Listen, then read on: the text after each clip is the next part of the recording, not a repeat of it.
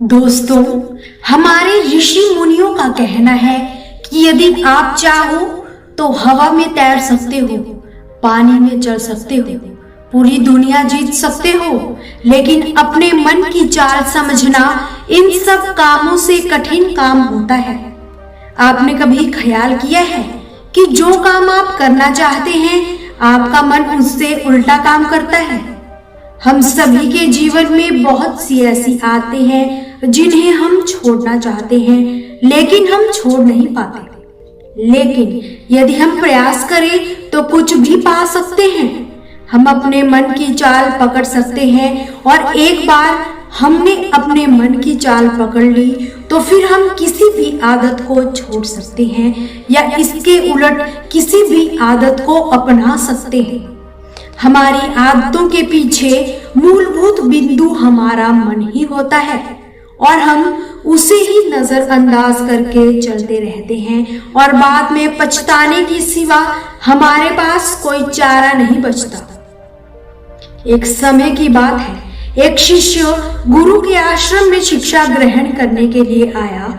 वो शिष्य गुरु की बात कम सुनता था, लेकिन अपनी बात बताने में वह उत्सुक रहता था। एक दिन गुरु ध्यान पर चर्चा कर रहे थे। ध्यान किस प्रकार किया जाता है और ध्यान का क्या महत्व होता है, इसी पर चर्चा चल रही थी। आश्रम के सभी शिष्य मौन होकर अपने गुरु की बातों को ध्यान पूर्वक सुन रहे थे।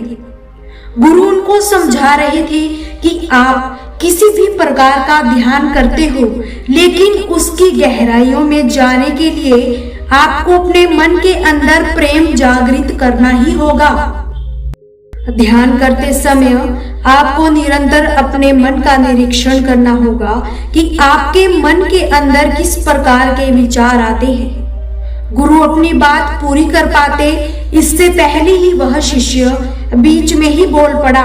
उसने कहा, गुरुवर, मैं बहुत दिनों से अपने मन का निरीक्षण कर रहा हूँ।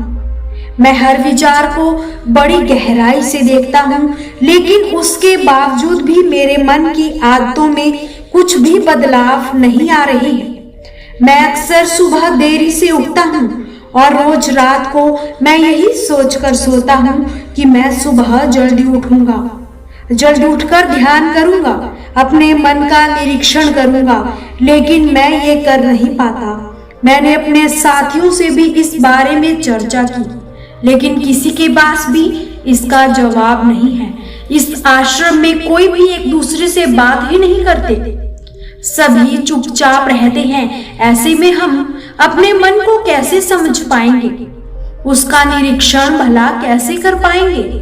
जब तक हम अपने मन की बातों का एक दूसरे से जिक्र नहीं करेंगे, तब तक हम चुप रहकर अपने मन को भला कैसे समझ पाएंगे? कृपया करके इन सभी को समझाइए कि कम से कम एक दूसरे से अपने मन की बात साझा तो करें। गुरु ने उससे पूछा, तुम दूसरों के मन की बात क्यों जानना चाहते हो? उससे तुम्हारा क्या फायदा होगा? क्या तुम्हें आत्म निरीक्षण के लिए दूसरों के मन के विचार जानना बहुत जरूरी है? उसके मन में क्या चलता है, इससे तुम्हारा क्या फायदा होगा? क्या तुम इस बात का उत्तर दे सकते हो? उस शिष्य ने अपने गुरु से इस प्रकार के उत्तर की अपेक्षा नहीं की थी। उसने सोचा, गुरुवर बात तो सही कह रहे हैं, इससे मेरा क्या फायदा होगा? अगर मैं दूसरों के मन की बात जान भी लूंगा या फिर दूसरों को अपने मन की बात बता भी दूंगा, तो उसमें मेरा क्या फायदा होगा? क्या इससे मैं अपने मन को समझ पाऊंगा? वह शिष्य अपने ही द्वारा किए गए प्रश्न में उलझ चुका था। उसके पास इसका कोई उत्तर नहीं था, लेकिन फिर भी उसने दूसरे शिष्यों के सामने अपने आप को ऊंचा दिखाने के लिए गुरुजी के सामने ये कहा कि यदि हमें ये पता चल जाएगा कि दूसरों के मन में क्या विचार चल रहे हैं, उन विचारों का वे ध्यान में जाकर किस प्रकार निरीक्षण करते हैं, तो इससे तो हमें भी ध्यान लगाने में आसानी ही होगी ना। हम भी अपने ध्यान में उसी प्रकार अपने विचारों का निरीक्षण कर पाएंगे, अपने मन को समझा पाएंगे। गुरुजी ने उससे पूछा, मान लो कोई शिष्य गहरा ध्यान लगा पाता है और अगर वो तुम्हें अपनी मनोदशा बता भी दे कि किस प्रकार वह मन का निरीक्षण करता है, अपने विचारों का निरीक्षण करता है, तो तुम्हें क्या लगता है कि वो सब जानकर तुम भी गहरे ध्यान में उतर पाओगे? अगर तुम ऐसा सोच रहे हो तो मैं तुम्हें एक बात बता दूं कि तुम अपने ही बनाए मन के जाल में फंस जाओगे। अगर तुम्हें कोई ऐसी प्रक्रिया पता चल गई कि गहरे ध्यान में किस प्रकार प्रवेश किया जाता है, तो तुम्हारा मन उस प्रक्रिया का अनुसरण करने की कोशिश अवश्य करेगा। तुम वर्तमान में उपस्थित होकर अपनी मनोदशा नहीं समझ पाओगे, बल्कि तुम्हारा मन तो उस प्रक्रिया के विचारों में उलझा रहेगा। तुमने अपने मन को एक काम दिया करने को, तो तुम्हारा मन उसी काम को करता रहेगा। तुम भी उसी काम में सम्मिलित हो जाओगे, तो तुम अपने मन का निरीक्षण किस प्रकार कर पाओगे? बल्कि तुम तो खुद अपने मन के साथ सम्मिलित हो गए हो। तुम तो खुद अपने मन के साथ एक हो गए हो। गुरुजी ने बताया कि हे शिष्य, तुम अपने मन को तभी समझ सकते हो जब तुम अपने मन से अलग हटकर अपने मन को देख पाओगे, अपने मन की चाल को दूर से होकर समझ पाओगे। जिस भी विषय या जिस भी चीज को तुम्हें समझना है, तुम्हें उसे अलग होकर देखना होगा। अगर तुम उसी के साथ सम्मिलित हो गए, एक हो गए, तो तुम उस चीज को कभी नहीं समझ पाओगे। जिस प्रकार तुम अपने विचारों को समझने की कोशिश करते हो, लेकिन विचारों को समझते समझते तुम अपने ही उन विचारों में खो जाते हो। कभी ये अनुभव हुआ है तुम्हें? शिष्य ने हाँ में सर हिलाते हुए कहा कि गुरुजी, जब भी मैं अपने विचारों का निरीक्षण करने लगता हूँ, वैसा ही होता है। मैं अपने ही विचारों में खो जाता हूँ। कुछ समय बाद मुझे ध्यान में आता है कि मैं अपने विचारों का निरीक्षण कर रहा था। मैं फिर से अपने विचारों का साक्षी बनने की कोशिश करता हूँ, लेकिन कुछ समय बाद मैं अपने विचारों के साथ एक हो जाता हूँ। गुरुवर ने सभी शिष्य को समझाते हुए कहा कि जिस प्रकार गुस्से से भरा आदमी कभी भी अपने गुस्से का निरीक्षण नहीं कर पाता, क्योंकि वो खुद अपने गुस्से के साथ एक हो जाता है। वो अपने गुस्से को ही अपना अस्तित्व मान लेता है और इसीलिए वो ये कभी नहीं देख पाता कि गुस्सा उसके मन को किस प्रकार प्रभावित कर रहा है, किस प्रकार ये गुस्सा उसके मन को दुखी कर जाएगा। वो कभी नहीं देख पाएगा, क्योंकि उसके पास वो कला नहीं है कि वो अपने गुस्से को अपने से अलग करके देख पाए। और जब तुम अपने सभी विचारों व निरीक्षणों का असली स्वरूप देख लेते हो, तभी उन्हें पता चलता है कि ये सब तो महज आने वाली चीजें हैं। लेकिन चेतना, कॉन्शियसनेस, वो हमेशा इंसान के साथ ही रहती है। चेतना कभी भी किसी भी चीज से बंधी नहीं होती।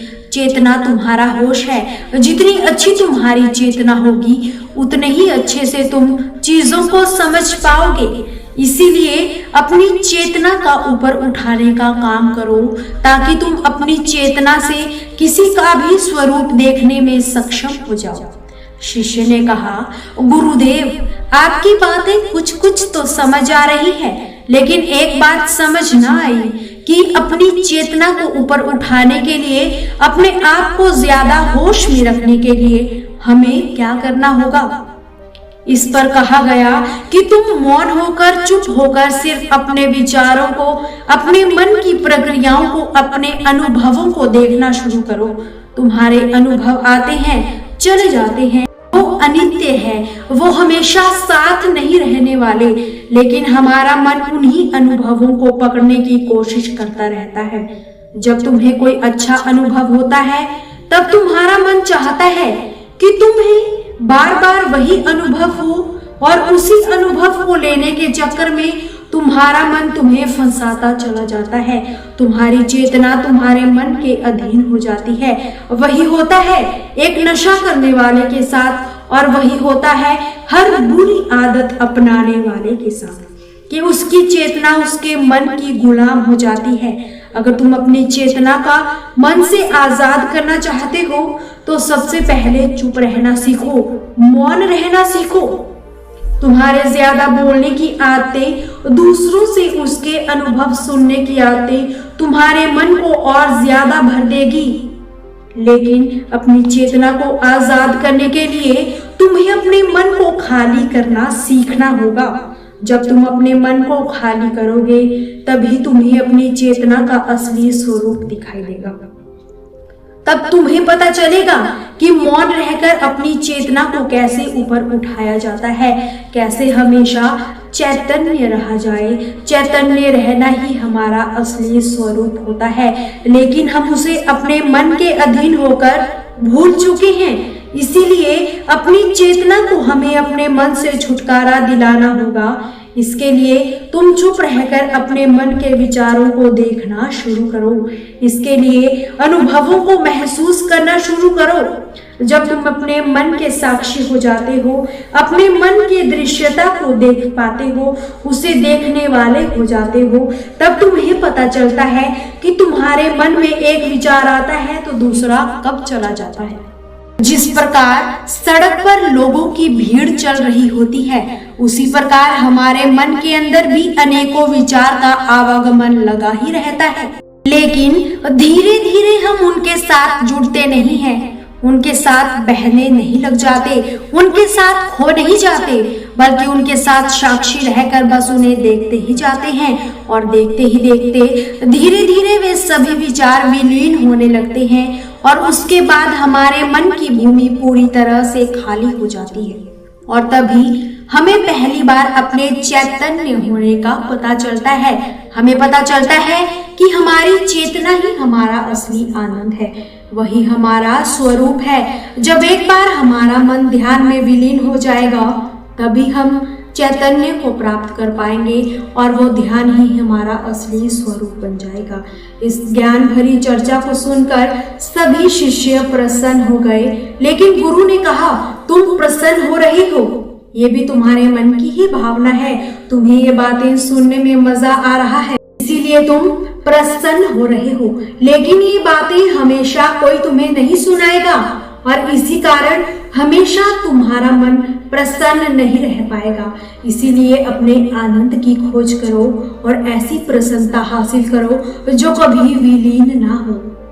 तभी तुम शांत होकर, विलीन होकर, मौन होकर अपने विचारों और भावनाओं को देखना शुरू कर दोगे। दोस्तों, उम्मीद है आज की इस प्रेरणादायक कहानी से आपको भी सीखने के लिए बहुत कुछ मिला होगा कि मौन साधना के महत्व का पता चला होगा। फिर मिलते हैं ऐसी ही प्रेरणादायक कहानियों के साथ। हमसे जुड़े रहने के लिए चैनल को सब्सक्राइब जरूर कीजिए। हंसते रहिए, शांत रहिए और मुस्कुराते रहिए, कभी अपने लिए तो कभी अपनों के लिए।